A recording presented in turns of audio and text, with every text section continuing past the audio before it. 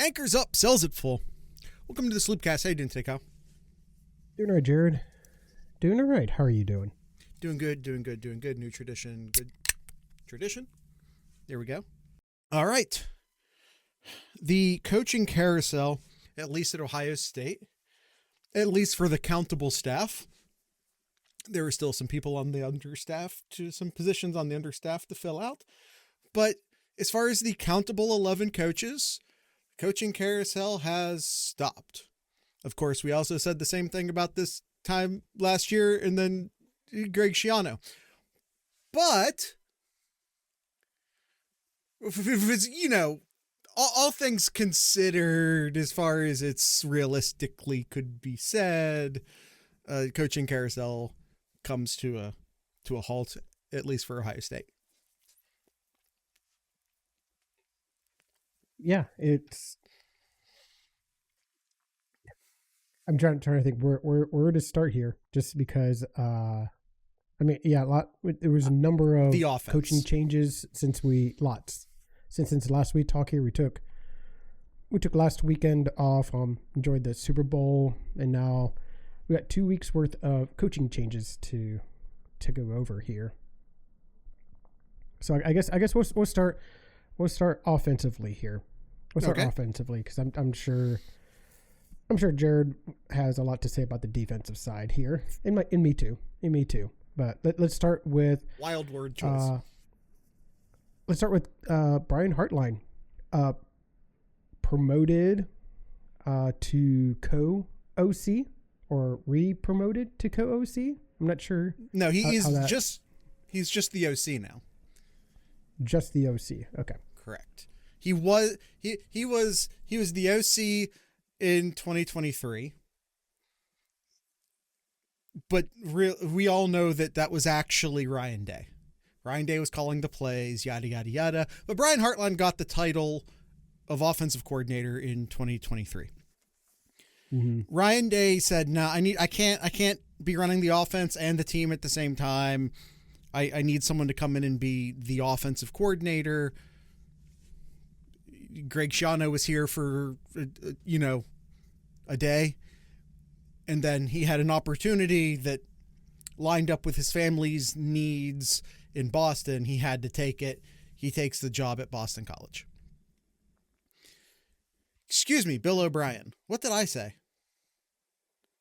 Not Bill O'Brien. What did I say? Oh, Schiano. I'm getting my getting my northeastern, anyway, Bill O'Brien.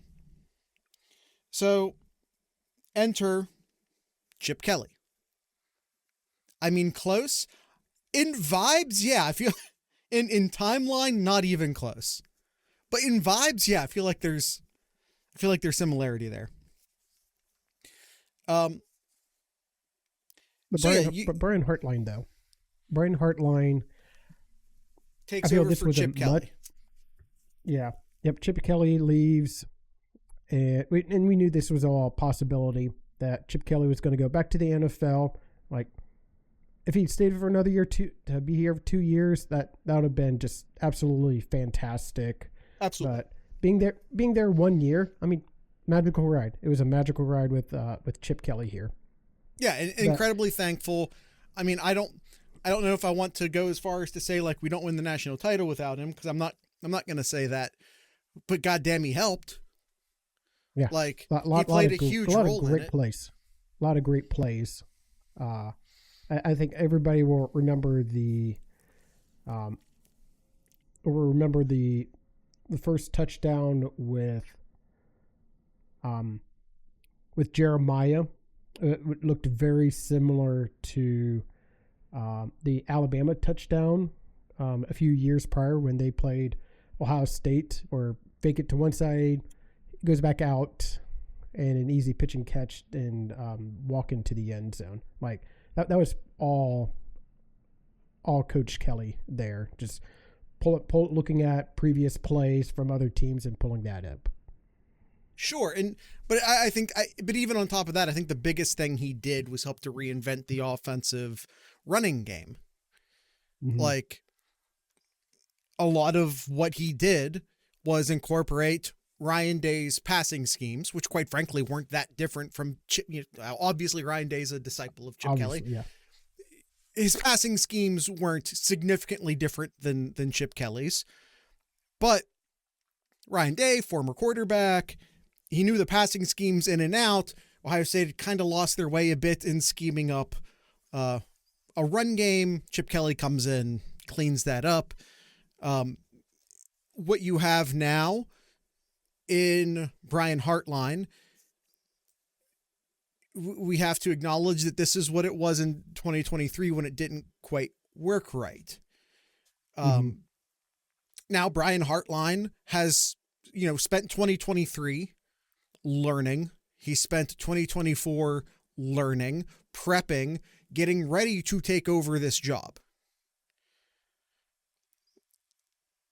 So just because Brian Hartline maybe didn't quite cut it as an offensive coordinator in 2023 doesn't mean that he won't now, because he was being trained in 2023. He was also being trained in 2024. Maybe Brian Hartline's ready now, and it does bring in a very important question. How much CEOing will Ryan Day have time for? Is he going to have to involve himself in the offensive line, or not the offensive line, but the offensive room more? That's yet to be seen. Is Brian Hartline ready to be the adult in the room and to take charge of the room? Because if we talk about Ryan Day or any other head coach as the CEO, well, the whole idea of being the CEO is that Ryan Day coaches his coordinators and the coordinators coach the rest of the room. That's how that's supposed to work. Is Brian Hartline ready? Not everyone focuses on calling plays, like it's the end all be all. I think what Brian Hartline really needs to step up and be capable of doing to be successful here is calling plays as second or third on the list. Number one on the list, in my opinion, is being the adult in the room, being the middle manager, being the director, the taking charge of that room so that Ryan Day does not have to. Yeah. That's what Brian Hartline really needs to step up and take control of, even more so than the play calling, in my opinion. Mm-hmm. Yeah. I mean, him being promoted to offensive coordinator, it was the move that Coach Day had to do to keep Brian Hartline, because there was a lot of rumors out there of a lot of other teams trying to pick Hartline coming to their program here, and this was Ryan Day's way to keep him there. Because look how many recruits have come to Ohio State because of Brian Hartline. The short of it is so many. Jeremiah Smith, among other wide receivers, not just Jeremiah Smith, Carnell Tate, another one, are at Ohio State because of Brian Hartline. And I don't just mean from a recruiting standpoint. Both of these guys turned down bigger NIL deals to stay at Ohio State, specifically because of Ryan Day and I almost said Brian Kelly and Brian Hartline. Every once in a while, someone will come into the Discord and be like, "Oh my God, I heard so-and-so's leaving." And I'll say to them what has been repeated to me a dozen times is, as long as Day and Hartline are on the team, that wide receiver is not leaving.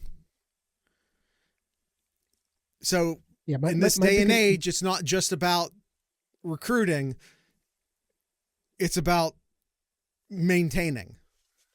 Yeah, my big worry with Brian Hartline, I like him as a wide receiver coach, as a recruiter, as a developer. You got one of the top premier programs in college football with pretty much no offensive coordinating experience. Yeah, he's had the 1 year where was he calling plays? Was he not? It was coach day. Yeah.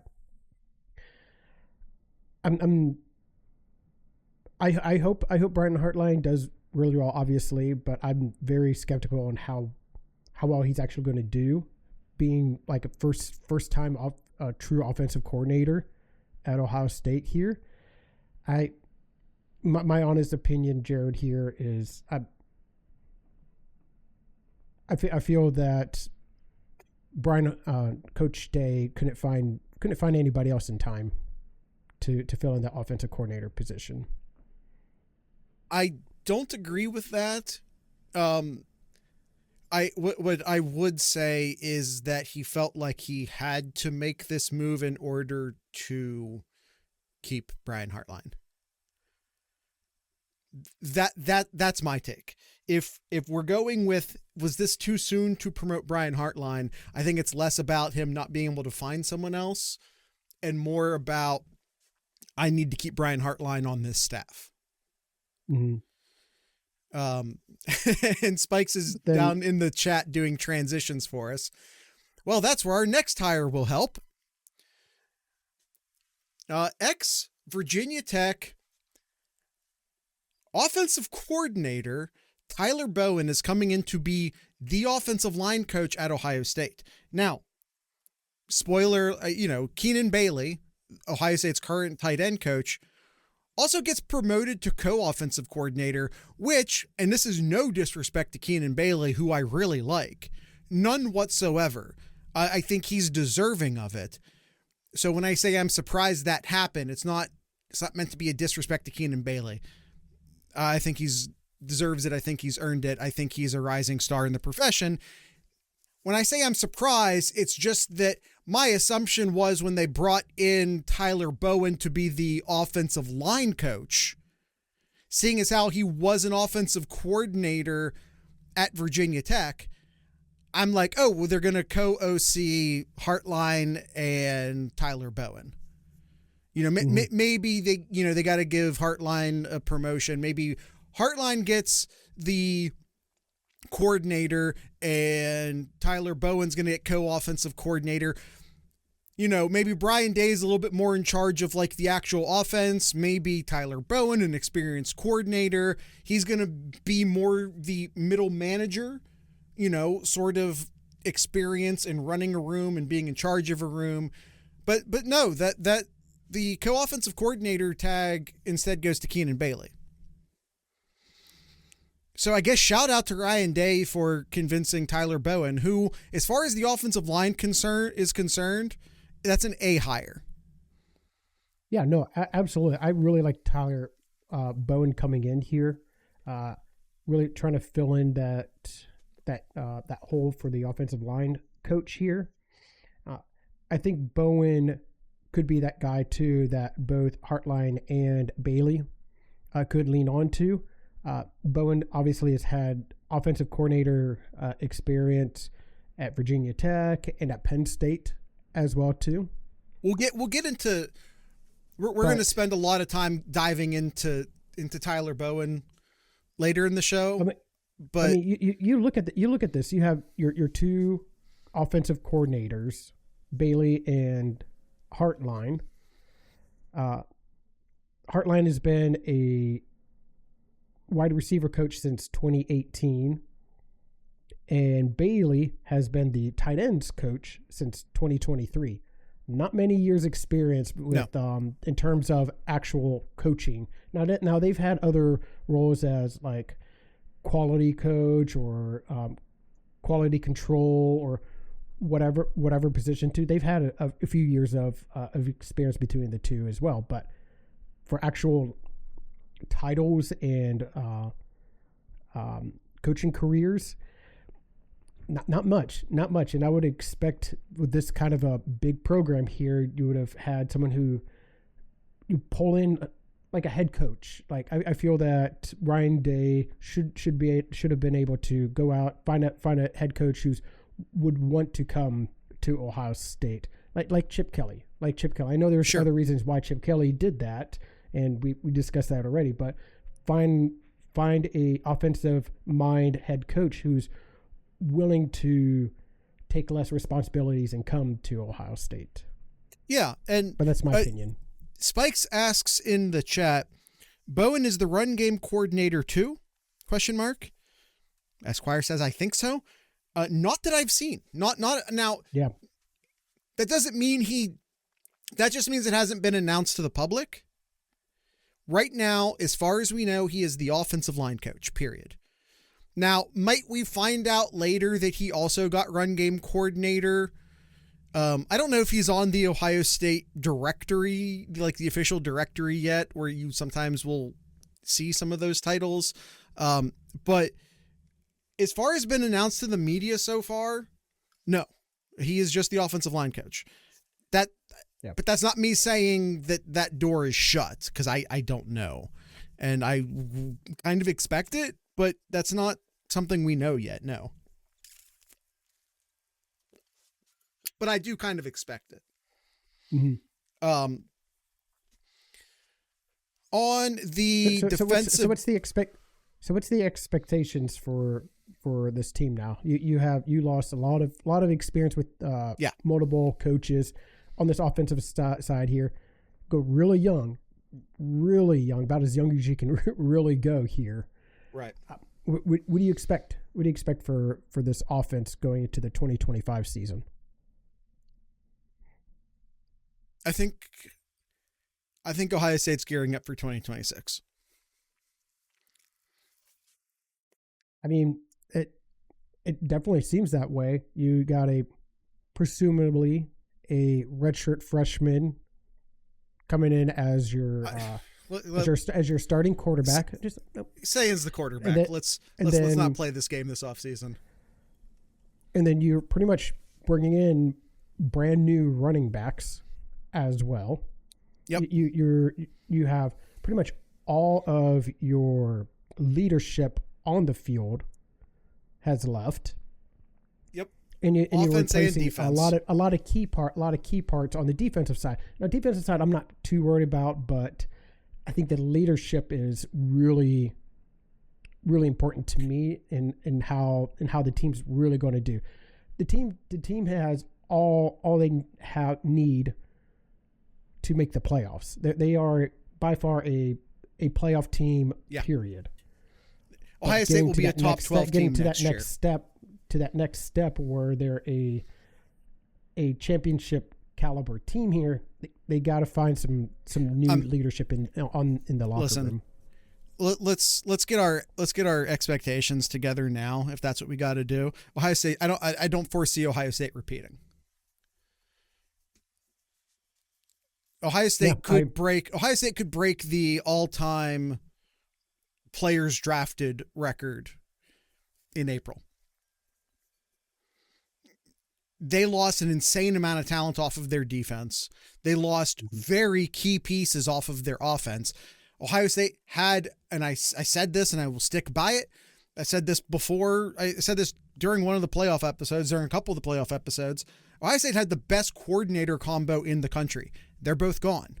Ohio State had the best defense in the country. Most of those starters are gone. Almost all of those starters are gone. You return Iggy, you return Styles, you return Downs. Is that it? Now, I mean, the good news on the defensive side is that they rotated a lot. So these guys who are now the starters are still very experienced. So you have that going for you. On the offensive side, you lose your quarterback, you lose your two running backs, you lose your veteran wide receiver, you lose both of your tackles. Now you bring in two veteran experienced tackles to fill in for those tackles. So you get a veteran tight end. You get a veteran tight end to come in to help them out too. Right. You lose your starting veteran tight end, but you also bring in a veteran starting tight end. I don't foresee Ohio State winning another national title next year. We're gearing up for 2026, which does help explain the Brian Hartline, or we're going to ride some bumps with a redshirt freshman quarterback and a brand new offensive coordinator. We're going to lose to Texas in week 1. We're still going to make the playoffs. We're going to beat Michigan, but we're not going to win the national title. I don't foresee even winning the Big Ten. I think Oregon is stacked next year. I don't even foresee winning the Big Ten, quite frankly. But that's for another episode here. Sure. We're gonna. With that, we'll take our first ad break real quick here. We'll talk the defensive coaches here. TheSloopcast.com is your go-to link for anything and everything Sloopcast related.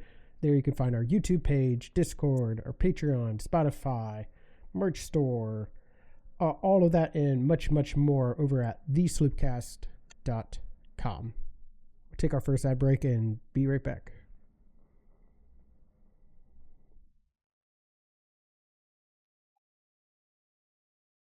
All right, let's get to know Tyler Bowen a little bit better. He is one of the 2 new faces on the coaching staff. Primarily went with promotions. And by the way, new quarterback coach, who once again was just promoted from the understaff. I think he was a QA guy, but he experienced quarterback coach at Toledo, experienced quarterback coach at UCLA. He's a Chip Kelly guy. At the end of the day, Ryan Day's really the quarterback's coach. It's fine. Tyler Bowen started his coaching career at Maryland. Got a lot of his. He also played at Maryland. Got a lot of coaching experience at Penn State on and off through the years. His first like big opportunity, I would say, because he was a grad assistant at Maryland and a grad assistant at Penn State. He was the Fordham offensive line coach. But his first like real big opportunity comes as the Maryland offensive line coach in 2017. Then he moves to Penn State where he's the tight ends coach, but also the offensive recruiting coordinator. Ohio State has struggled in the recruiting sphere for offensive linemen lately. I think Bowen has been brought in, and I'm not saying he's just a recruiter by any means, because I think he's also a very good coach, but he is definitely, you can see Ryan Day saying we need to fix the offensive line recruiting with this hire. No, absolutely. I love this hire. I really like what Bowen can bring to this team here. So I think you said it earlier. A hire here, really good hire by Coach Day. So he goes on, is the interim offensive coordinator for a short time at Penn State. He is at Penn State as an accountable coach from 2018 to 2020. Then Urban Meyer poaches him, to go to Jacksonville, where he's the tight ends coach. That we all know how long that Urban Meyer situation lasts in Jacksonville. That's when he lands at Virginia Tech, where he is the offensive coordinator, and he was a tight ends coach at a time, and he was a quarterbacks coach at a time. It's also worth noting that a lot of his time as a grad assistant, or, during sort of his more, it was as an offensive line coach. So anytime you heard me say grad assistant or student assistant or whatever else, he was offensive line coaching. I know there's a lot of like tight end stuff mixed into there. Former offensive lineman, this is an offensive line guy. Don't let the tight ends this or tight end coaching that throw you off too far there. This is an offensive line guy. Again, I really, really like the hire. I think Ohio State has gotten some attention from some pretty high tier national offensive line prospects as a result. And we'll see. We'll see what happens. Yep. But I do think Ohio State's offensive line recruiting is going to become much better. Again, A+ hire. Big fan of this hire. Well, it's not. Well, don't want to call it an A+ yet. We'll see. But it's definitely an A hire, at the very least. All right, Jared. The big discussion hire here from a lot of Buckeye fans here. Well, just media in general, all of the sports media here. Matt Patricia coming. But before we do that, Matt Guerrieri becomes the defensive pass game coordinator, yes. And Coach Walt becomes the co-defensive coordinator. A lot of people were expecting Guerrieri to get or maybe let's just say for Coach Walton and Coach Guerrieri to maybe get co-DC'd. I think there was a lot of expectation that might be where Ohio State was going. Mm-hmm. Then we started getting rumblings of, what about this guy from Pitt? What about this guy from Kansas City? You know, he did look like Ryan Day, kind of like what we talked about with Brian Hartline and the middle manager, director, adult in the room. Like, you know, we need someone who knows not just how to organize a defense and run a defense. We need someone who knows how to manage other coaches. And maybe that's, you know, Guerrieri's pretty young. Coach Walton is not an experienced coordinator. I believe he had 1 year in the NFL as a coordinator.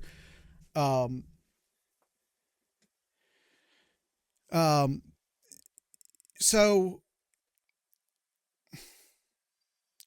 I was expecting / hoping that it would have been maybe Guerrieri and Walton. Walton maybe being the manager, the adult, the director in the room. Guerrieri trying, you know, who is a Coach Knowles disciple, continuing the scheming and play calling and carrying on what Knowles had already established and you know, moving that into next season is sort of where I had it going in my head. Then we started getting rumors of a new name. And Kyle, who was that name? That'll be Matt Patricia. Matt Patricia being a coach and for different positions at New England, then the head coach at Detroit, back to New England, and then for Philadelphia for a year as an assistant too. Then took a year off. No coaching then. And then now in 2025 will be the defensive coordinator for Ohio State. So he basically coached most of his career under Bill Belichick, as Kyle points out. Linebacker coach for 4 years, a safety coach for 1 year. Then he gets the defensive coordinator nod. He's the defensive coordinator at New England from 2020 to 2017. Then he's the head coach at Detroit. It didn't go well, but that's Detroit.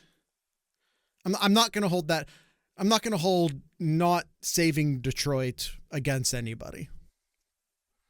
Quite frankly, it had been, they obviously have had a resurgence in recent years, but historically had not been a good job since Barry Sanders left, quite frankly. Yep. So after he gets fired from Detroit, he runs back to Bill Belichick, where oddly, first he gets just like a senior advisor role. No, Spikes, not as a defensive coordinator.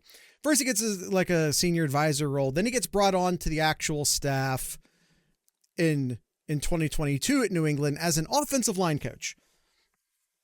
Huh? Why would Bill Belichick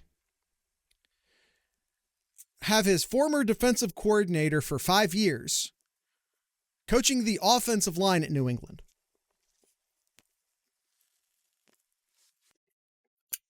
Can someone explain that to me? Was there just no jobs available on the defensive staff?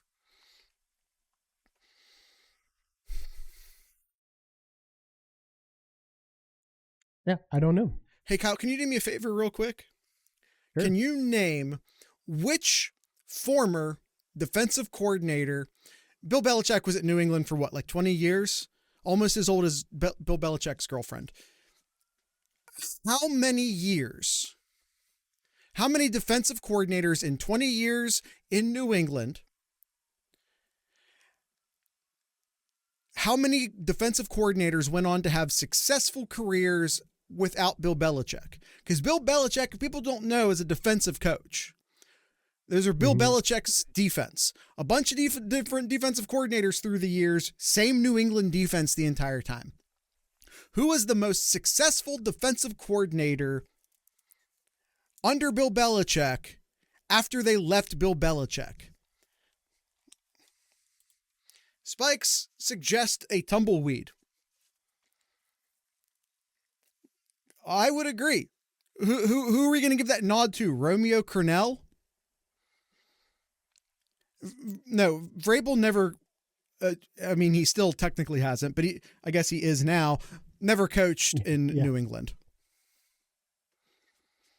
Vrabel's first ever coaching job was at Ohio State. He had never coached before that.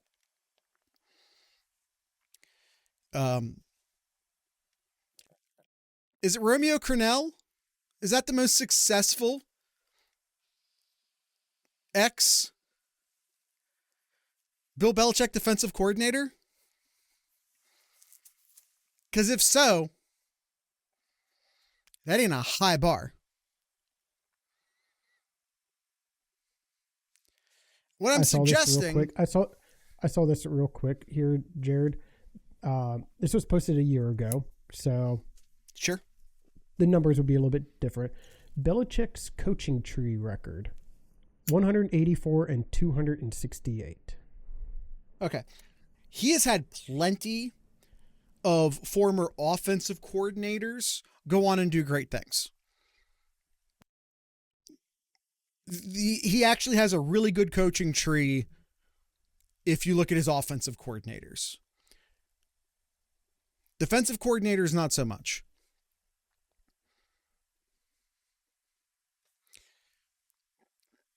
Maybe, just maybe, Matt Patricia has been riding. Josh McDaniels drafted Tebow in the first round. Listen, we're talking about coaching, not GMing.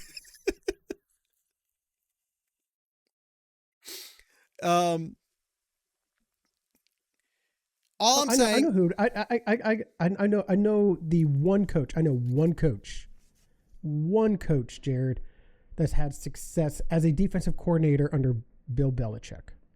After Bill Belichick, after they left. After he left. Okay, it's Bill Belichick was the defensive coordinator in New England. Let's get that very straight. Mm-hmm. That was Bill Belichick's defense.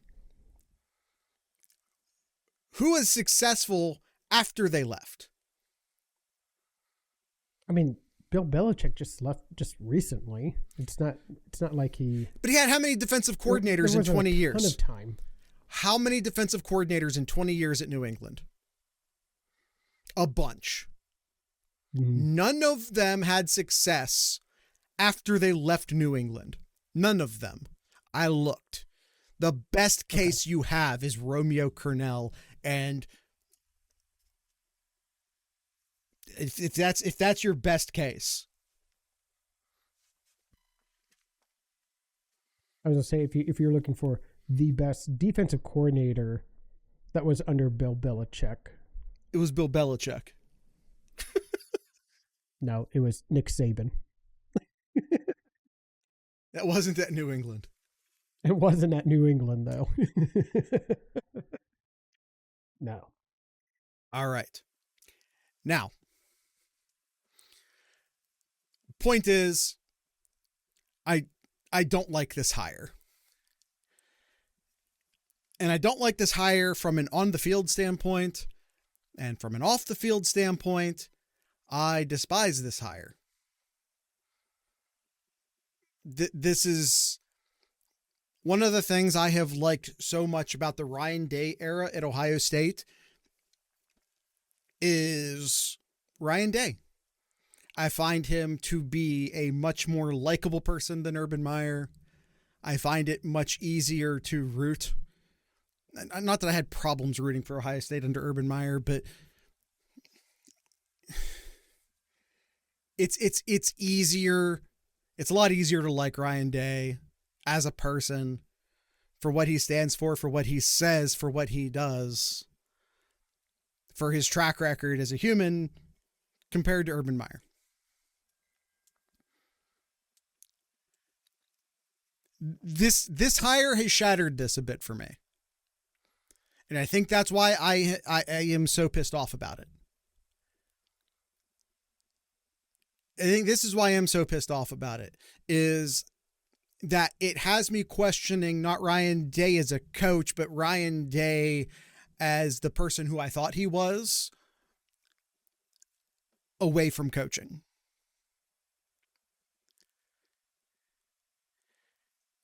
And we'll talk about that when we come back from our second ad break, I suppose, because I don't want to stop in the middle of what I'm about to say to sell t-shirts. That would feel gross, so I'm going to do that now. T-shirts. Merch.thesloopcast.com, 7071.thesloopcast.com. Spotify is where you can find the podcast, as well as literally any other podcast service. And if you want to watch the video version of the show, youtube.thesloopcast.com. We're back. I'm done with the ad break now. Before we started recording, I straight up told Kyle I don't want to do this episode. I straight up didn't want to do this episode. I didn't get into podcasting about Ohio State to talk about sexual assault. I'm not qualified to talk about sexual assault. I don't want to be standing here talking about sexual assault. But here we are, Matt Patricia. This was uncovered by Detroit News after he took the Lions job. Sort of unearthed this old thing. On the evening of March, I'm going to be reading a lot of what I'm about to be saying, because I don't want to mess it up. And I'm going to say, actually, even before I get started, Matt Patricia denies any of this happened. Patricia's defense lawyer said he believes that the alleged assault never happened. I'm going to put a real big alleged over all of this. I'm about to tell you some things that allegedly happened. And I have to say that because my lawyer's in the chat. Alleged.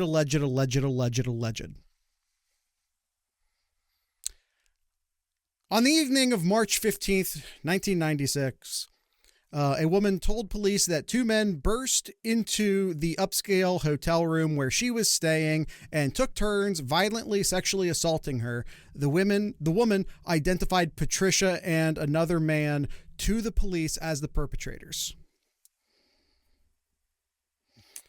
Shortly after the alleged assault,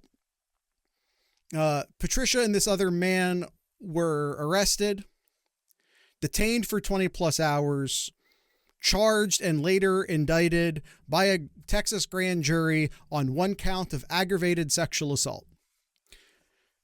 Let me take a pause real quick.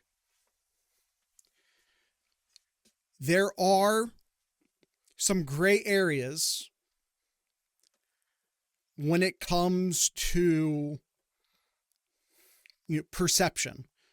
Maybe, the man in the situation thinks that the situation is going on one way and the woman thinks that a situation is going another way.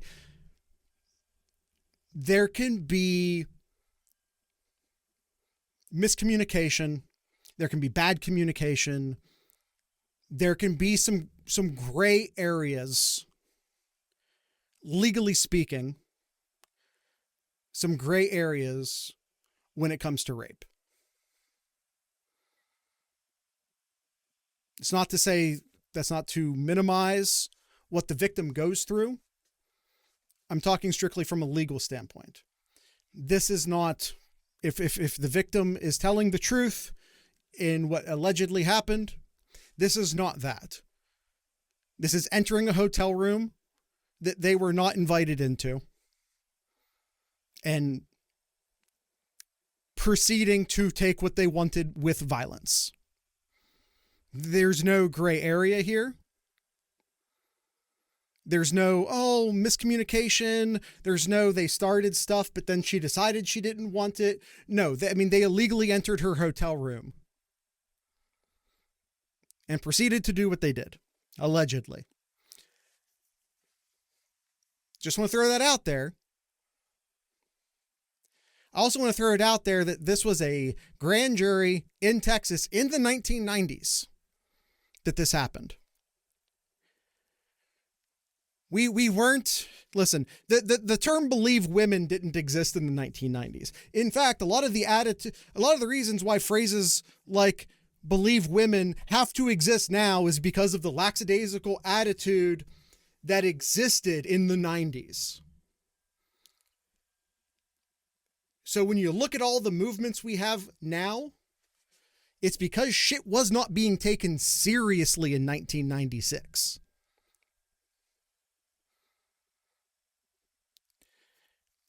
She didn't wait until he became rich and famous. This was never about money. This was never about becoming famous. For my lawyer in the chat, for what it's worth, Patricia was at a tiny school. Yeah, he played football for a tiny school. Was a nobody at the time, and there's no reason to believe he would ever be rich or famous. Yeah, I literally have that written in the notes. He wasn't famous or rich at the time, and there was no reason to suspect he ever would be.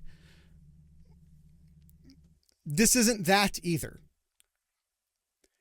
This also isn't like he was a GA at the time, correct? Yes. He went from playing there to being a graduate assistant there. Yes.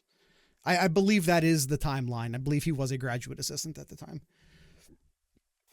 So keep in mind, this is Texas in the 90s.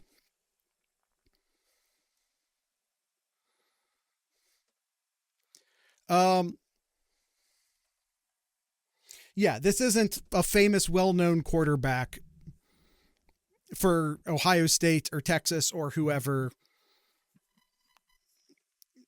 We had an incident at Ohio State a few years ago where two players, there's reason to believe that they were falsely accused. I don't know enough. I just don't know enough about that case to talk about that any further. So I'm not. But there are a lot of people who do believe that those two players were falsely accused. Again, if I'm talking about that vaguely, it's because I don't know the details, and I'm not going to talk about it because I don't know the details. I shouldn't talk about that if I don't know the details, so I won't. This isn't that. This is not a well-known, well-off football player at a major university in the year, 2016, 17, 18, whenever it was that happened. It's a totally different situation as far as the wider world around them and who was being accused. Now, there will be a lot of people who will say that, well, Patricia was never convicted. And that's true. Patricia was never convicted. The case fell apart when the woman decided that she would not testify. Quote, the victim does not feel she can face the pressure or stress of trial. I'm pulling this straight from Detroit News, by the way. The case fell apart when the woman decided that she would not testify. Quote, the victim does not feel like she can face the pressure or stress of trial. A handwritten note above the signature of Cameron County Assistant District Attorney Jacqueline Reynolds Church in January 28, 1997, motion to dismiss case. Quote, victim is unable to testify and cannot give a date when she will be available. The dismissal reads, victim may request that the case be refiled at a later date. Also, let's just say Patricia is white. Esquire, you were correct. False rape accusations are insanely rare. They are insanely rare. Unless you're a black man, in which case they're not all that rare, unfortunately. That's what the statistics say. Anyway, as a white man, I'm not going to talk about that any further, but that is the statistical reality. So the Lions, I believe, owner at the time was talking, had made several, I believe had straight up said that the woman recanted her story, that she took back what she said, and that is not true. She simply chose not to participate in the trial. Without the victim available for the trial, the prosecutors simply decided not to go forward. Robert Rodriguez, who was the police lieutenant at the time of the alleged assault, says, quote, it would never, and he's talking about the indictment. He says, quote, it would never have gotten to that level if it was a weak case.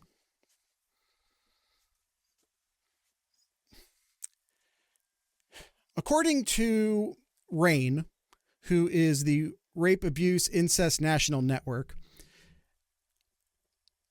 1,000 sexual assaults in statistically speaking, for every 1,000 sexual assaults in this country, all but 6 perpetrators will walk free.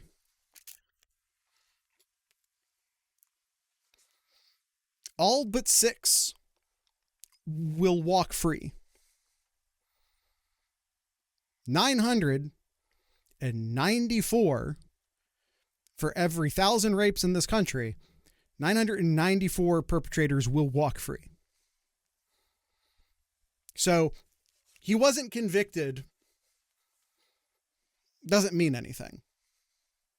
Statistically speaking, what the police, what the prosecutors were saying at the time, the fact that he wasn't convicted means nothing. Ted Rutherford of RAIN, Ted Rutherford is from the Texas Association Against Sexual Assault.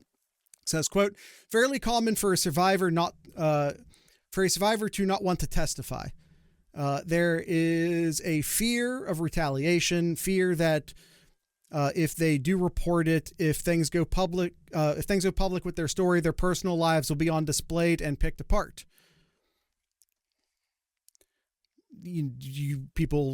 Victims get slut shamed and whatnot, their entire past are run through. Would this have happened in this situation? Who knows? Matt Patricia was a total nobody at the time, but the fear is still there because we see it happen all the time in the media where victims are run through the media shredder. Man, I didn't know that stat, and it's so bad. Yeah. Imagine having to talk to a room of people about the details of a consensual sexual encounter. Yeah.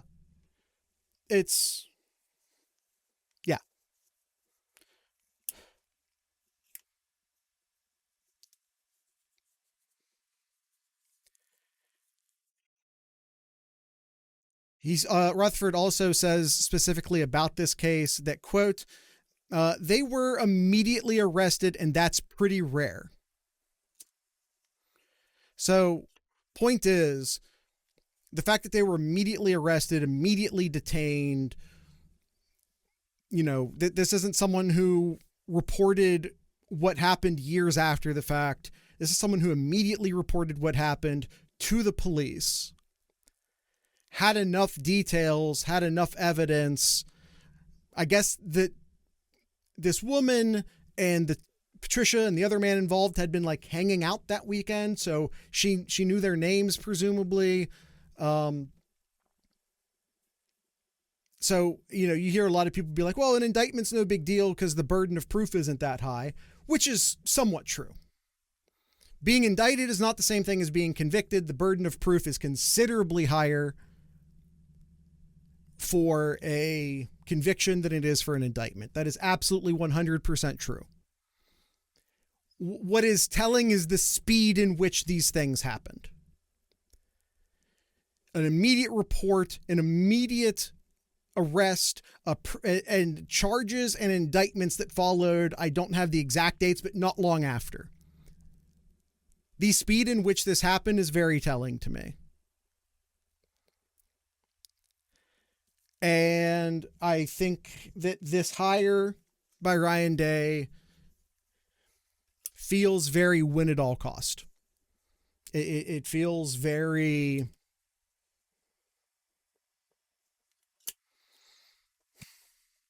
It feels very Art Briles, quite frankly. I think I said it earlier, Jared. I think he had to make a decision quickly. No, he didn't. And couldn't find the coach or coaches that he wanted first before Patricia. That's just how I feel about it. I may be completely wrong, but I think looking at Patricia's resume, looks great on paper. I disagree. But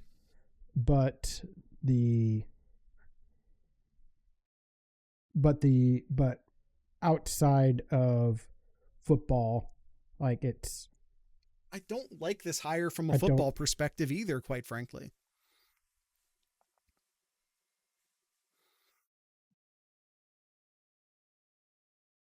He wasn't all that good a defensive coordinator in New England.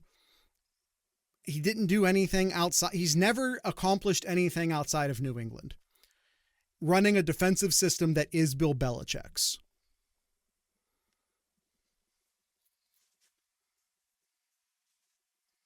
Yeah, I agree. I think Buckeye Esquire. I think that the candidate pool was not there. The timing of this wasn't great, and he had to quickly find something to stop the bleeding, so to speak, with any potential recruits. I don't care. Like, you got Guerreri on the staff, who you've already called a up and coming young star. You have Coach Walt on the staff, who was worthy of being labeled the co-defensive coordinator. And I've heard a lot of people say something along the lines of, well, they hired from within on the offensive side, so they couldn't go and hire from within on the defensive side too. Why? Why does everyone keep repeating that like it makes sense? Why can't you do that on both sides? Why does that make, why is everyone running with that line? And by the way, I'm sick and tired of everyone who's defending this hire immediately being like, well, so what if he failed at Detroit? I don't care. I don't care that he failed at Detroit. I care that he's never succeeded anywhere without Bill Belichick. That's what I care about.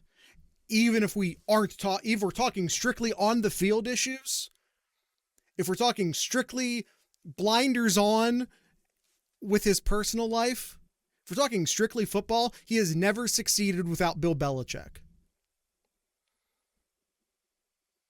And that's before we talk about the other shit. I will put this out here because a lot of a lot of people have referenced this person on social media and what he had to say about his time playing for Patricia, Bobby Carpenter.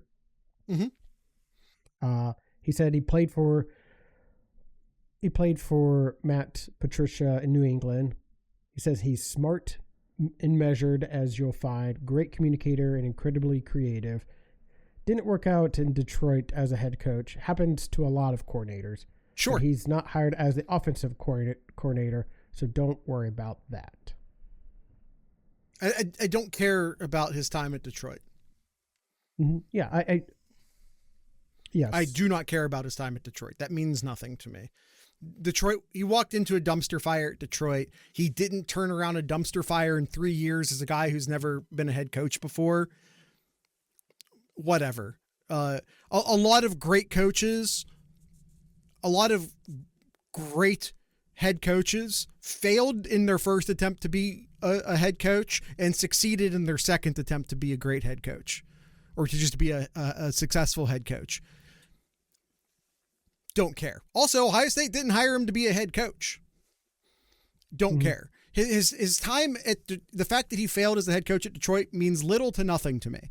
The little that it means is the fact that when he failed in Detroit, he ran back to New England right away.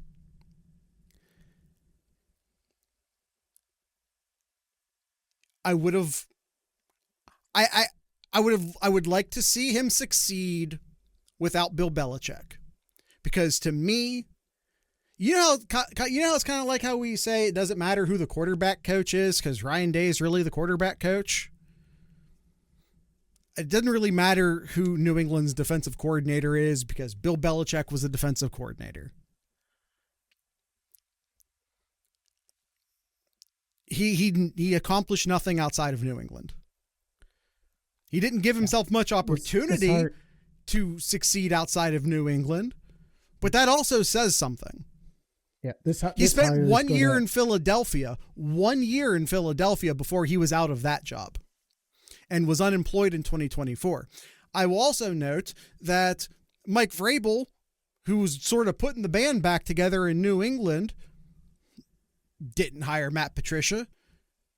Bill Belichick's putting together a staff in North Carolina. Guess who didn't end up on that staff either? Mike Patricia. So neither Vrabel nor Patricia hired him. He's out there. He's unemployed. He wasn't doing anything. Yeah, you're going to have so many people. Like you're going to have so many people on both sides here. It is probably the most split of any coaches that Ryan Day has ever hired. That you're going to have such a division of supporters and non-supporters for Patricia. If you're hiring someone with a most of the media is not split. Yeah, most of the media loves this hire. Okay. I'm sorry.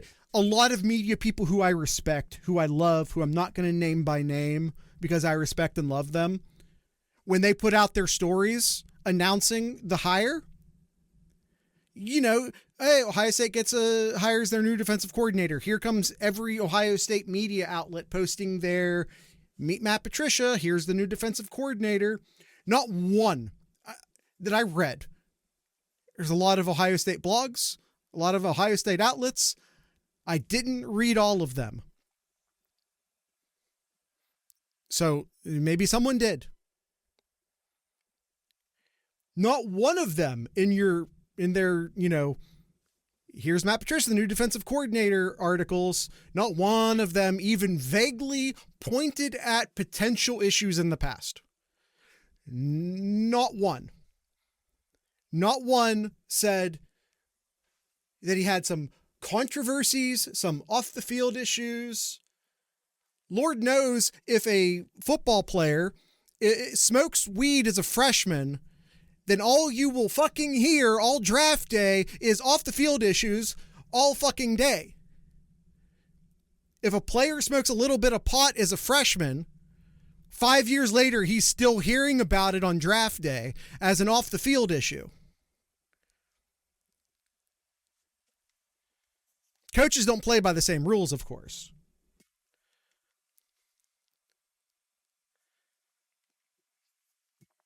It's bullshit. It's absolutely bullshit. How do you not at least vaguely reference that there's a troubled past, a controversial past, some off-the-field issues? He was indicted. This isn't a rumor. This isn't reporting on a Twitter thread.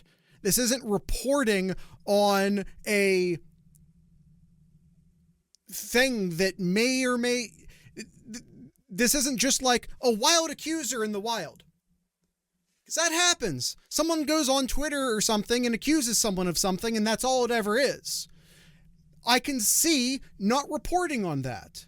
It's maybe not responsible to report on a totally unfound statement from someone on social media. He was indicted.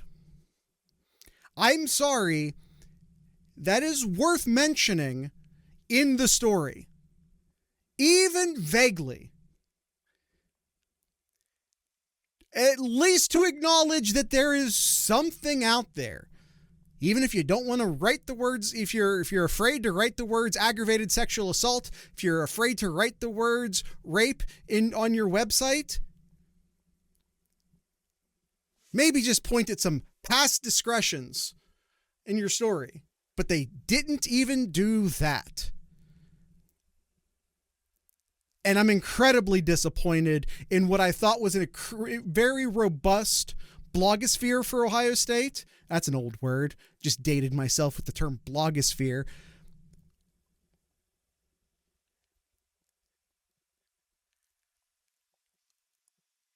How are you not even gonna point at something? Because the fact that no one in the media in their stories even vaguely pointed at it tells me that no one's going to ask him about it. No one's going to ask Ryan Day about it. And they absolutely should. They absolutely should. If they're not even going to mention it in their stories, who's going to have the balls in the press conference to ask Patricia or to ask Ryan Day about what may or may not have happened in 1996? Because I don't think it's going to be any of them. Mm-hmm.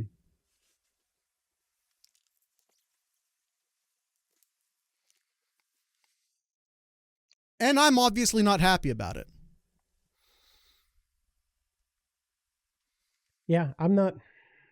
The Buckeye fan in me hopes that he does well, but obviously I'm not a fan. I'm not a fan of the hire too. I know that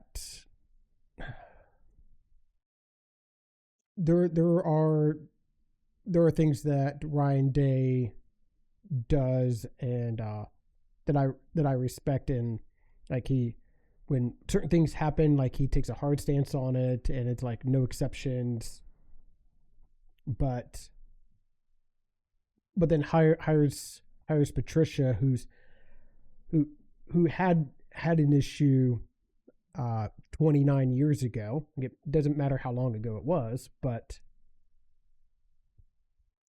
turns around and hires Patricia. Yeah, I just don't get it. It's a very Art Briles move. I don't know how else to say it. I don't know how else to say it. It's gross, and I hate it. And you're bringing them onto a campus now.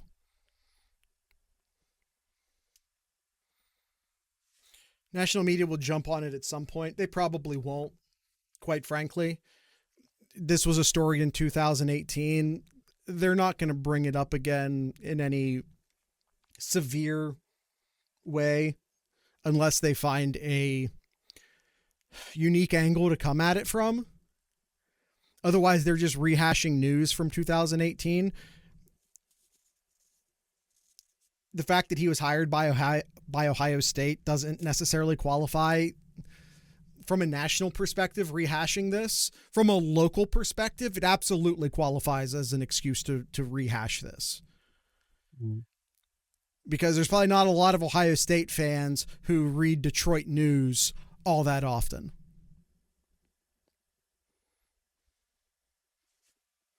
If Ohio State player has a problem while he's there, it'll be brought up and Ohio State will get hammered. See, there's your new angle.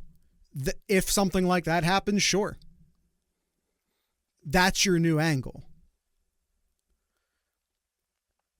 If anything happens with Patricia moving forward, it's getting blasted. Maybe. All right. We are over on time here, so I know a lot of people have strong opinions one way or the other of this. Obviously, you heard mostly Jared's opinion about this here, and rightfully so. It's definitely a concern and a concern of mine as well too. I'm sure that this discussion will continue to happen throughout the off season, going into the start of the 2025 season here. So this won't be the last that you'll hear about Patricia either on this podcast or no, I'm actually going to say this right. I'm saying this right now, Kyle. May get your Buckeye news out. I'm never saying his name on this podcast ever again. After this episode, I will simply refer to him as the defensive coordinator. You will never hear me utter his name ever again. This is it. I will simply refer to him as the defensive coordinator, Ohio State's offensive coordinator. I will not say his name again after this podcast. I will not say it. His name will not cross my lips again after today. Not on the podcast anyway.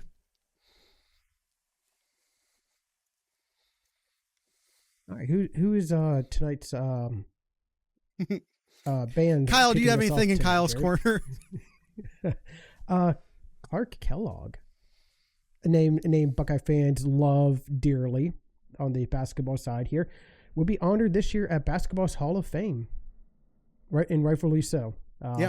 With one of the most prestigious media awards that you can get, and Clark Kellogg has his name honored in those festivities. All right. Can't say so much about the basketball team themselves, but Clark Kellogg gets a prestigious media award. Go Clark Kellogg.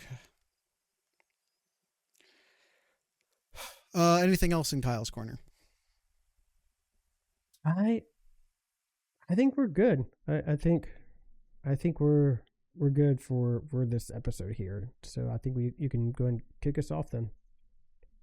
Yeah, tonight's episode will be brought to you by a band called Fields and Plains, Columbus-based band.